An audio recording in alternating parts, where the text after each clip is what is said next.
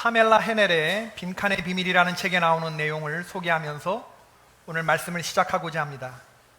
텍스 윌리엄슨이라고 하는 어느 신문 기자의 이야기입니다. 퇴직 기자였던 이 텍스 윌리엄슨이 한 시골 마을에 정착해서 이제 지역 신문을 발행하는 그런 일을 했습니다. 마을 사람들은 겸손하고 유머가 풍부한 이 텍스 윌리엄슨을 굉장히 좋아했어요. 그리고 그의 따뜻한 기사가 실리는 신문을 좋아했죠.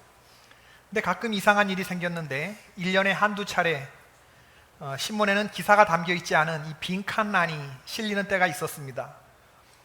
신문이 꽉 차야 되는데 어느 한 란이, 예를 들면 사설란이 비어 있든지 이렇게 나오는 거예요. 사회면에. 사람들은 궁금했지만 윌리엄슨이 이유를 얘기해 주지 않았습니다. 그러자 사람들은 그를 의심하기 시작했죠. 이거 뭔가 냄새가 나는데? 그러던 와중에 마을의 한 수다스러운 여자가 텍스 윌리엄슨이 사람들에게서 기사를 미끼로 돈을 뜯어낸다, 이런 소문을 퍼뜨렸습니다. 내용인즉 어떤 사람의 비리를 캐내서 기사를 써놓고 그리고 이 무마의 조건으로 돈을 요구하면서 그가 돈을 건네면 기사의 내용을 삭제하기 때문에 그 부분이 빈칸으로 나오는 거다. 이 떠보리 여자가 이렇게 얘기하는 것에 사람들은 솔깃하게 들었죠. 그러면서 솔깃한 그랬다 커다라 이 통신이 그는 그런 사람이다 라고 굳어지게 되었습니다. 사람들은 텍스를 경멸하기 시작했죠. 그러던 어느 날 피트라고 하는 노인이 텍스 윌리엄슨에 대해서 입을 열었습니다. 이 노인은 몇 년 전 자기가 경제적으로 너무 어려워서 회사에 값비싼 물건을 빼돌려서 몰래 팔았다고 했습니다. 그 일이 들통나서 경찰에 붙들렸는데 조사를 받게 되었는데 텍스 윌리엄슨이 그것을 조사하기 위해서 취재를 위해서 나왔다가 노인이 물건을 훔칠 수밖에 없었던 딱한 사정을 듣고 그리고 경찰서장에게 간구를 했다는 겁니다. 훔친 물건을 보상한다는 조건으로 이 노인을 풀어주자. 그러고 나서 이 노인을 향해서는 이렇게 말했답니다. 보통 때라면 나는 당신의 절도 행위를 신문에 실었을 거요. 하지만 이번에는 빈칸으로 내보내겠소. 만일 당신이 또 다른 이런 잘못을 범한다면 추후에는 반드시 신문에 실을 것이요. 드디어 이 피트 노인에 의해서 텍스 윌리엄슨의 빈칸의 비밀이 밝혀졌습니다. 빈칸은 텍스의 부정의 흔적이 아니고 다른 사람들을 위한 용서의 자리였던 거죠. 기회를 한 번 더 주는 사랑의 자리였습니다. 그리고 기회의 공간이기도 했어요. 그래서 마을 사람들은 다시 이 텍스 윌리엄슨을 존경하기 시작했습니다. 그 후에도 텍스의 신문은 11번이나 더 빈 칼럼을 실게 되었습니다. 그 빈칸은 물론 사람들에게는 영원한 미스테리였겠지만 사람들은 텍스 윌리엄슨을 의심하지 않았습니다. 누군가에게 텍스 윌리엄슨이 또 기회를 주고 있는 거겠구나. 그러면서 텍스에게 묻기를 그렇게 많은 오해를 받으면서도 왜 해명하지 않았습니까? 라는 말에 그가 이렇게 대답했습니다. 저는 평생 직업 기자로서 전국을 떠돌아다녀야 했습니다. 그래서 결혼도 못했고 가정도 없지요. 그러나 이 마을에 와서 저에게 가족이 생겼는데 그 빈칸의 주인공들이 한 사람 한 사람이 다 저의 가족이 되었습니다 라고 대답을 했대요. 그러니까 신문지상의 빈칸은 발행자의 직무유기의 공간이 아니고 잘못을 범한 누군가에게 소중한 기회이자 사랑의 공간이었던 것입니다. 아주 따끈따끈한 뉴스예요. 지난 7월 30일 광주에서 있었던 일입니다. 27살 청년이 자기가 일하던 아르바이트 그 일터에서 1,000만 원을 훔쳤어요. 주인이 경찰서에 당연히 신고했고 범인을 잡고 보니 알바생이었습니다. 주인이 그를 보고 착한 아이인데 하면서 안타까워하면서 경찰에게 선처를 호소했습니다. 이 청년은 어린 시절에 부모가 이혼했고 할머니의 손에 맡겨져 자랐는데 광주 북구의 허름한 지역에서 할머니하고 둘이 살다가 할머니도 얼마 전에 세상을 떠났다는 거예요.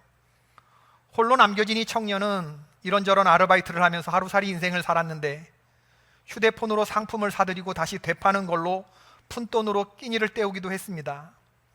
그런 그에게 전화 요금이 130만 원이 청구되었죠. 막막했던 그는 자신이 일했던 게임장의 담을 넘었습니다.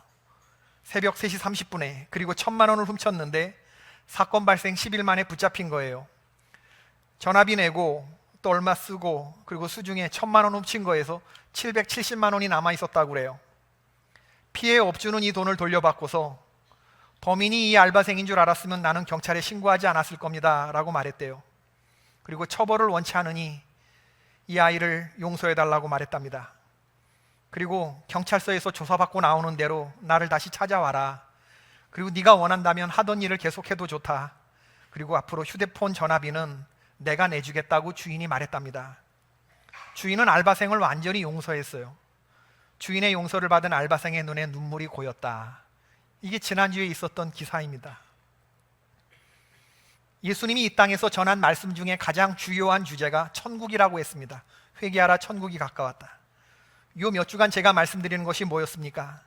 예수님을 주인으로 모시고 사는 사람한테는 진정한 천국 백성이 되는데, 예수님을 인격적으로 만나면 포도나무에 가지가 접붙인 것처럼 예수님의 성품과 열매를 맺게 된다. 진짜 성도에게는 사랑의 열매가 가장 두드러진 열매라고 말씀드렸어요.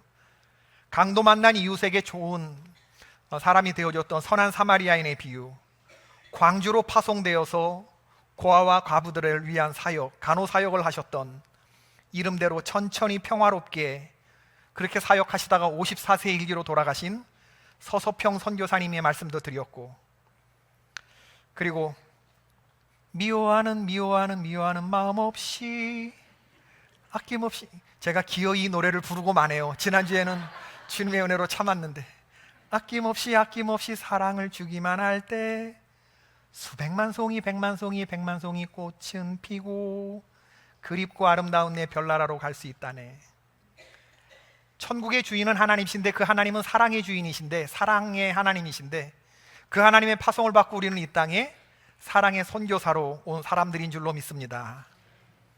그러니까 주님 안에 접붙이면 사랑의 열매가 가장 많이 맺혀지는데, 오늘은 또 어떤 열매가 맺혀질까 이 얘기를 궁리하다가 용서의 열매가 있겠구나. 굉장히 많은 예수님이 용서에 관한 이야기를 하셨거든요. 너희는 용서하는 사람이 되라. 예수님의 당부입니다. 예수님이 가르쳐 주신 기도문에 우리가 우리에게 죄 지은 자를 사하여 준 것 같이 우리의 죄를 사하여 주옵시고. 여러분, 용서는 천국 백성이 반드시 맺어드려야 할 아주 좋은 귀한 열매 중에 하나죠. 예수님은 우리가 용서하는 사람이 되기를 바라셔요. 지난 주간에 용서라는 주제로 말씀을 전하기로 하고 말씀을 묵상하는데, 요즘에 우리는 하루에도 12번씩 더 용서를 묵상하는 게 아니고 뭐를 묵상하죠? 복수! 누구한테?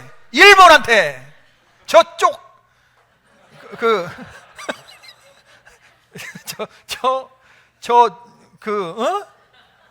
vice versa.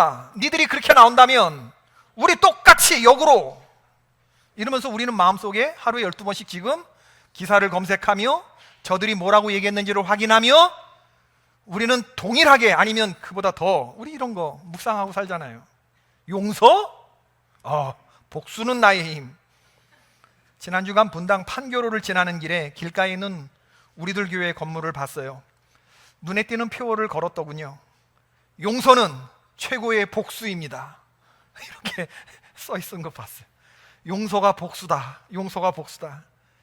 예수님이 말씀하신 용서에 과연 복수의 개념이 들어있는가? 분명히 아닌데, 복수의 개념이 들어간 용서가 아니고 복수하지 말라는 겁니다. 복수의 개념이 1도 안 들어가 있는, 복수보다 용서가 하나님의 방법이다, 그 얘기를 하는 용서는 최고의 복수다. 복수로서의 용서가 아닙니다. 남아프리카 잠비아의 고산지대에는 화전을 일구고 사는 바벤바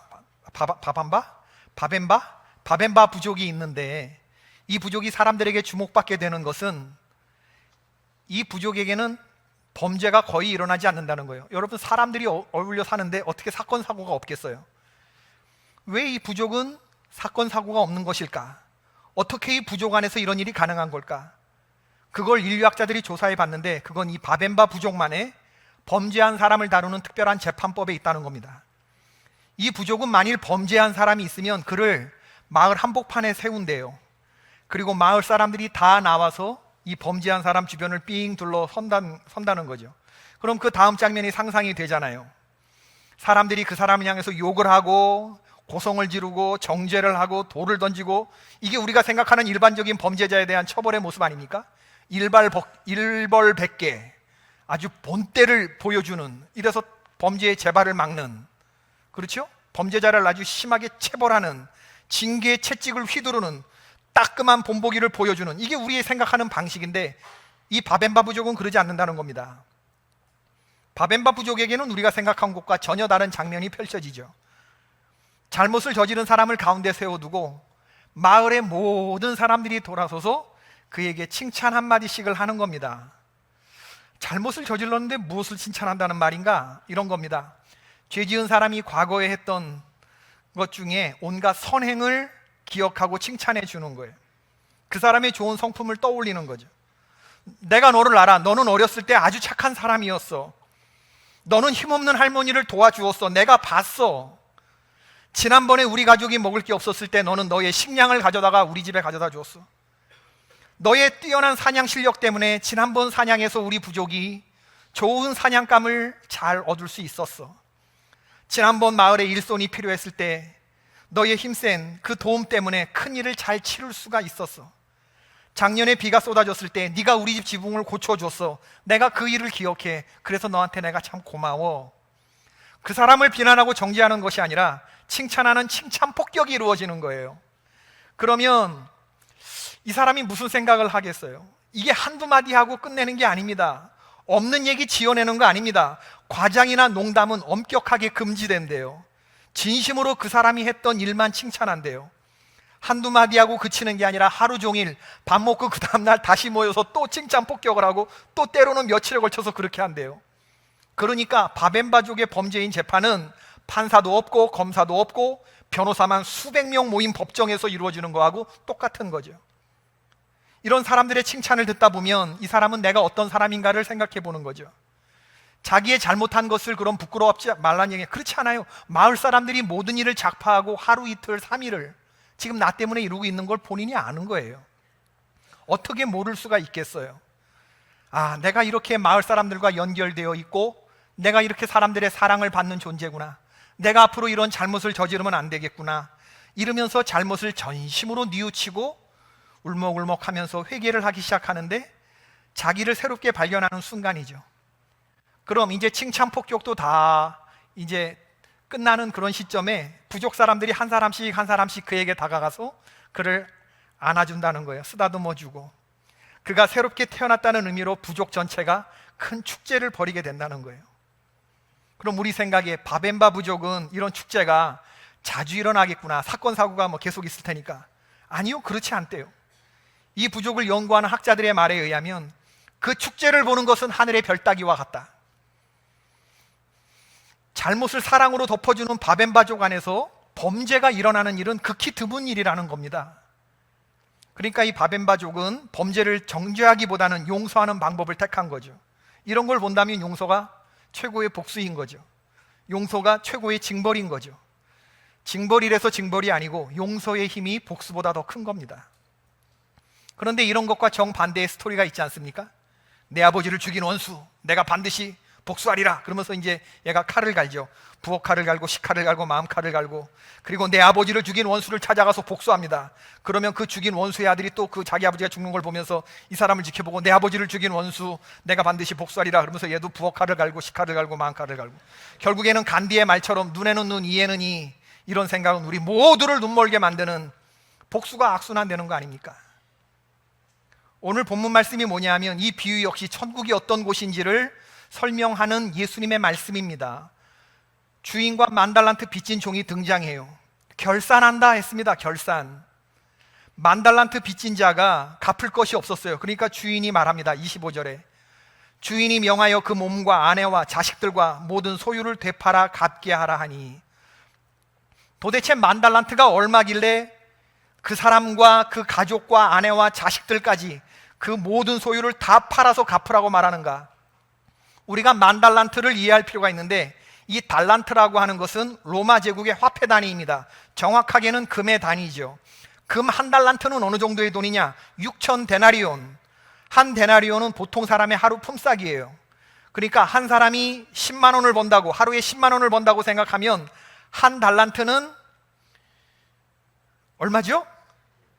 일당이 10만 원이라고 그러면 한 달란트는 6천 데나리온이면 6억이 6억인데 이게 만 달란트면 제 수학이 빨리 대답해 주세요. 빨리 그래야 끝나요. 배장로님 6조 6조 갚을 수 있어요? 없어요? 없는 금액입니다. 여러분 집이 몇 채가 있어야 6조를 갚습니까? 6조를. 한마디로 만 달란트 빚졌다는 것은 갚을 수 없다는 얘기예요. 노예로 팔아서 갚아라? 당시 노예가 한 놈당 1200만 원이었다는데 그 가족 다 팔아봐야 1억도 안 됩니다. 6조를 어떻게 갚습니까? 예수님이 이런 단위를 썼어요. 만 달란트 빚진 자가 있었다. 이 말의 의미는 뭐냐 하면 우리가 그렇게 용서함 받을 수 없었던, 영원한 형벌을 받을 수밖에 없었던 그런 사람이었다는 얘기를 하는 겁니다. 그런데 빚진 사람이 26절에 그 종이 엎드려 절하며 이르되 내게 참으소서 다 갚으리다 하거늘. 여러분 참으면 이 사람이 갚을 수 있어요?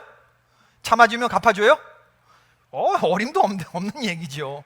자기가 뭘로 갚는다고 엎드려 내게 참으소서 갚으리다 합니까?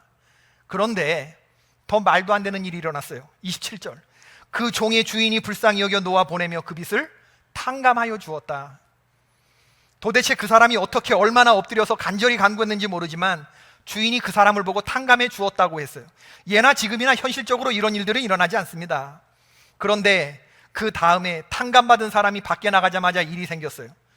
그 종이 탕감받은 사람이 나가서 자기에게 100데나리온 빚진 사람을 만난 겁니다. 그리고 그의 목을 잡으며 빚을 갚으라고 했다는 거예요. 100데나리온은 100일치 싹시인데 100일치 일당이니까 작은 액수는 아니겠죠. 그렇지만 열심히 일하면 갚을 수 있는 수준의 빚입니다. 중요한 건 자기는 만 달란트 빚을 탕감받으면서 자기에게 100데나리온 빚진 사람, 이제 그 사람의 빚진 자의 멱살을 잡았다? 그 사람이 엎드려 간구하면서 내게 참아주소서 갚으리다 했는데도 그를 기어이 감옥에 쳐놓고 말았어요. 여러분 그 사람이 엎드려 내게 참으소서 갚으리다 했던 거, 29절에 빌었던 거, 이거 어서 많이 본 모습 아닙니까? 26절에 자기가 똑같이 그런 행위를 했었거든요. 26절에 그 탕감받은 사람이 어떻게 29절에 그런 일을 할 수가 있어요? 이걸 지켜본 만 달란트 탕감해준 주인의 종들이 보고 딱하게 여겨서 주인에게 얘기했어요. 주인이 다시 불러오너라 그 사람. 그래놓고 부릅니다. 32절의 말씀.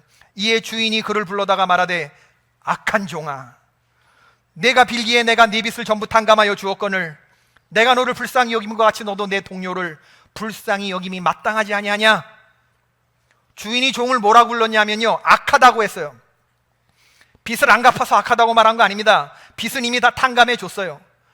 100데나리온 빚 갚지 못한 사람 감옥에 보낸 거를 두고 악하다고 말한 거 아닙니다. 사람이 빚 갚지 않으면 감옥에 갈 수 있어요. 이게 법이에요. 그런데 왜 이 주인은 종에게 악하다고 말하느냐? 왜 주인은 다시 화가 나서 그 빚을 다 갚도록 그를 옥졸들에게 넘겼느냐? 이유는 간단해요. 왜 너는 네가 용서받은 것을 기억하지 못하느냐? 왜 너는 네가 받은 그 용서로 다른 사람을 용서하지 못하느냐? 용서하지 못한 사람이었기 때문에 악하다고 말하는 겁니다. 여러분, 우리의 임금은, 천국의 주인은 우리를 뭘 가지고 결산하냐 하면 네가 얼마나 용서했느냐를 가지고 결산한다고 그래요. 오늘 말씀은 굉장히 심각한 말씀이에요. 우리는 이 비유에 나오는 주인이 누구인지 알죠? 우리 그리스도인들은 법대로 사는 사람 아닙니다. 하나님이 우리를 법대로 하기로 했으면 우리 벌써 다 죽었어요. 여기 없어요. 하나님은 우리를 은혜로 안아주신 줄로 믿습니다. 은혜는 죄를 덮는 거예요. 주님이 우리에게 그런 용서를 보여주셨거든요. 로마서 4장 7절, 하나님은 우리가 빚을 졌는데 그걸 장부에 기록하지 않으셨어요. 이사야 38장 17절, 하나님은 우리의 악행을 당신의 등 뒤로 감추셨습니다. 시편 103편 12절, 하나님은 동이 서에서 먼 것처럼 우리의 죄를 멀리 옮기신 줄로 믿습니다. 이사야 43장 25절, 하나님은 우리의 죄를 다 지워주셨습니다. 이사야 44장 22절, 하나님은 우리의 죄를 안개가 사라지듯이 그렇게 사라지게 하셨습니다. 이사야 43장 25절, 예레미야 31장 34절, 히브리서 8장 12절, 10장 17절, 하나님은 우리의 죄를 기억하지도 않으신다고 하셨어요. 하나님은 우리의 죄를 현실에서는 물론이고 당신의 기억 속에서도 완전히 잊으셨다고 말했습니다. 그럼 우리가 이런 사랑을 받았는데 이런 은혜를 흘려보내야지. 우리가 우리에게 죄 지은 자를 용서해 줘야지. 이런 사랑을 받은 사람이에요. 하나님의 백성이 모인 곳에서 절대로 나와서는 안 되는 말이 있습니다. 이 이야기가 나오면 그때부터 비극적인 일이 없어요. 그 말이 뭐냐면, 법대로 합시다. 법대로. 여러분, 법대로 하면 누구부터 죽습니까? 나부터 죽습니다. 나부터. 법 앞에서 떳떳한 사람이 어디 있겠어요? 깨끗합니까? 여러분, 우리의 가정과 교회와 사회생활에서 용서하고 사랑하지 못하고 법의 잣대를 들이대기 시작하면 얼마나 드라이한 공동체가 되고 말겠어요. 따라해봅시다. 교회는 용서하는 공동체다. 진실로 그렇습니다. 그리스도 안에서 형제 자매됨은 용서로 완성되는 줄로 믿습니다. 용서는 행하기 참으로 힘든 주제예요. 그렇지만 여러분, 용서 없는 인간관계의 개선이란 없습니다. 오늘 베드로의 질문으로 이 얘기가 시작됐어요. 주여, 형제가 내게 죄를 범하면 몇 번이나 용서하여 주리이까? 7번까지 하리이까? 베드로는 지가 묻고 지가 대답을 먼저 해버립니다. 한껏 인심을 쓰는 거죠. 이 정도면 예수님께 칭찬받을 것이라고 생각했기 때문입니다. 자기 딴에는 엄청난 숫자를 부른다고 생각한 것이 7번, 인심 후하게 쳐서 7번. 그는 자신을 용서 안 받는 죄인에 등치시키는 것이 아니고 나는 잘못한 것이 없는 의인, 그래서 용서해주는 입장에 자신을 놓고 묻는 거예요. 이게 바로 베드로의 속내고 어찌 보면 우리들 대부분의 덜 자란 속사람의 모습인지도 모르겠습니다. 우리는 지금 우리 스스로 매우 정당하고 다른 이의 잘못을 매우 많이 참아주고 있다고 생각하지 않나요? 지금 100% 우린 전부 다 일본이 잘못한 거야. 우리는 잘못한 거 하나도 없어요. 그죠? 우린 지금 그런 걸 매일매일 우리는 막 나오고 있다고. 잘못은 이제부터는 다 저쪽에 있음을 심히 경고하는 바이다. 우리는 vice versa. 니들이 한 만큼 우리는 하는 거. 우린 잘못한 게 전혀 없는 거예요. 우리 다 그렇게 생각한단 말이에요. 예수께서 이르시되 너에게 이르노니 7번뿐 아니라 7번을 70번까지라도 할지니라. 여러분 마음속에서 어떤 이유가 있어도 용서라고 하는 주제를 잊어버리는 순간 우리 하나님의 사랑에서 멀어져 가는 겁니다. 베드로가 말하는 7번 하는 용서는 내 힘으로 하는 용서지만 7번, 70번까지 하라는 용서는 예수님의 힘으로만 가능한 그런 용서인데 우리는 이 용서를 마음에 품고 살아가야 하는 주님의 백성들인 줄로 믿습니다. 십자가를 생각해 보세요. 말도 안 되는 군중들이 돌을 던지면서 가시관 씌우고 창으로 옆구리를 찌르는데 우리 주님 아무 말도 안 하셨다고요. 그러면서 그들을 보면서 뭐라고 말씀하셔요? 아버지여, 저희의 죄를 사하여 주옵소서. 자기의 하는 것을 알지 못함이니이다. 내가 지금 마음속에서 뿜어내는 모든 복수와 쓴뿌리에 예수님 계시나요? 예수님 뭐라고 말씀하십니까? 그런 나의 모습을 보고 할 말 많고 억울한 건 많으셨지만 침묵하셨어요. 악을 악으로 갚지 않고 진정한 용서를 통해서 선으로 극복해 가셨죠. 이게 예수님이 우리에게 보여주신 십자가의 용서요, 우리로 하여금 이 용서의 열매를 맺으라고 말하시는 거예요. 7번씩 70번이라도 용서하라는 말씀에서 하나님의 마음이 느껴지기를 바라는데 도무지 용서할 수는 없는 어떤 사람, 그게 우리죠. 우리를 놓고 7번씩 70번 이걸 죽이고 싶었던 하나님의 마음이 느껴지지 않으시나요? 하나님의 정의와 공의의 속성이 있는데 그대로 하자 그러면 7번씩 70번이라도 우리는 더 죽었어야 되는데 최종적으로 하나님이 선택하신 방법은 뭐냐면 그 하나님의 정의가 피를 철철 흘리고 쓰러져 죽은 곳이 어디냐? 그게 십자가입니다. 여러분, 나를 두고서 할 말이 참 많으셨지만 그러나 주님은 우리에게 정죄의 말씀을 하신 게 아니고 너는 좋은 아이였어. 넌 그렇게 태어난 애가 아니야. 내가 너를 그렇게 짓지 않았어. 너가 어쩌다가 이렇게 됐니? 내가 너에게 다시 한번 찬스를 주겠어. 내가 너에 관한 기사를 빈칸으로 내겠어. 우리 주님은 사랑으로 우리를 덮으셨습니다. 그리고 잊어주셨고 기억조차도 안 해주신 이런 사랑들. 오늘 말씀을 들으시면서 여러분, 용서하지 않는 것이 악한 것이다, 악한 종이다 라고 말한 건 용서하지 않았기 때문에 악하다 얘기를 들은 거거든요. 우리 하나님이 용서하지 않고 사는 우리를 악하다고 말씀하실 수 있어요. 우리가 남을 용서하지 않으면 이미 받은 용서, 주님이 그걸 철회하셔요. 오늘 본문이 그렇지 않습니까? 우리가 하나님이 베푸신 것처럼 베풀지 않으면 하나님은 우리에게 이미 베푸신 것들을 다시 거두셔요. 그거 아닙니까? 오늘 본문이. 하나님의 용서는 누구에게 달려 있어요? 우리의 용서 여부에 달려 있어요. 아멘. 네. 아멘 하셔야 돼요, 여러분. 하나님의 용서를 여는 열쇠가 누구의 손에 있어요? 내 손에 있습니다. 아멘. 네. 하나님의 선물이 우리에게 새 율법이 되어서 석판에 새겨진 율법보다 더한 것들을 지금 우리에게 요구하고 계셔요. 10,000달란트 받은 사람인데 100데나리온 빚진 사람을 용서하는, 이거 우리의 과제죠. 목사님 모르셔서 그래요. 나에게 상처와 손해와 모욕감을 준 사람 용서하는 거 쉽지 않아요. 저 사람 때문에 내 삶은 이렇게 황폐해졌는데, 난 이렇게 상처받았는데 아무렇지도 않게 저는 잘만 살아요. 그럴 때 이 속에서 치솟는 분노는 참으로 감당하기 어렵죠. 그렇기 때문에 여러분, 용서가 숭고하고 거룩한 최종적인 모습이 되는 겁니다. 남들 다 하는 것 같으면 무슨 상급이 있겠어요? 어느 까마득한 절벽 밑으로 상처를 입은 독수리들이 모여들었는데, 이 독수리들이 날기 시험에서 낙방한 독수리, 짝으로부터 따돌림을 받은 독수리, 윗분들에게서 할킴을 당한 독수리, 이들 모두는 다 찌질해져가지고 이 세상에서 자기들만큼 상처받은 독수리 없을 거라고 생각하고, 사는 것보다 죽는 게 나아, 그러면서 우리 다 같이 모여서 함께 죽자, 그러고 모였어요. 그렇게 다들 한 자리에 모여있는데 위에서부터 쏜살같이 한 독수리가 탁 내려오는 거예요. 그 독수리는 무리 중에 영웅으로 칭송받는 그런 독수리였죠. 그 독수리는 동료 독수리들의 한탄과 수군거림을 다 들었습니다. 그러고 난 다음에 그들 가운데 서서 날개를 들어올리면서 자기 몸을 보여주었어요. 깜짝 놀랐습니다. 동료들이 온몸 안에 그 감추어진 곳에 별 상처가 다 많았던 거예요. 영웅 독수리가 말합니다. 이거는 날기 시험할 때 솔가지에 찢겨갖고 확 찢긴 거고, 이건 나도 청혼했다가 퇴짜 맞았을 때 나는 상처고, 이건 선배 독수리한테 나도 핥힌 자국이고, 나도 여러분하고 똑같은 상처가 있다. 나 한때는 마음이 빗금진 상처가 얼마나 많았는지 모른다. 그러면서 영웅 독수리가 그 무리들에게 얘기합니다. 일어나 날자. 세상에 상처 없는 새들이 어디 있겠냐? 그런 새들은 죽은 새들밖에 없다. 우리 살아가는 세상 가운데에서 상처 없는 새가 어디 있냐? 일어나 날자. 나만의 상처를 본다 그러면 좌절하고 분노하지만, 이 상처는 나만 있는 게 아니거든요, 여러분. 우리 생각이 그런 거지, 모두가 다 우리는 지금 상처를 가지고 있어요. 하루에도 12번씩 우리는 용서를 하거나 구해야 되는 그런 상황에 맞닥뜨리고 있어요. 우리의 주인이신 예수님은 내가 남긴 상처를 가지시고 다 지시고, 그리고 십자가에서 돌아가셨어요. 그분이 이 아침에 우리에게 말씀하십니다. 용서하라, 한 번도 상처받지 않은 것처럼. 우리는 잠시 뒤에 예수 그리스도의 성찬에 참여할 거예요. 그죠?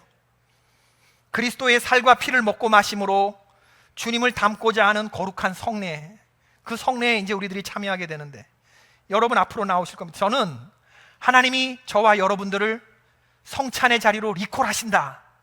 리콜은 약간의 강제 조치인데, 자동차를 만들어낸 회사가 잘못된 결함이 있었을 때 다시 그 차들을 팔았던 걸 다시 불러들여서 부속품을 교체하거나 새 것으로 바꿔주죠. 파기, 수리, 교환해 주는 거죠.